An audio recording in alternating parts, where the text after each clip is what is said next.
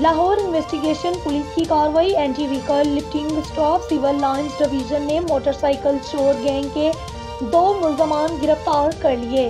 गिरफ्तार मुल्जमान में गैंग का सरगना साबर और इसका साथी नदीम शामिल।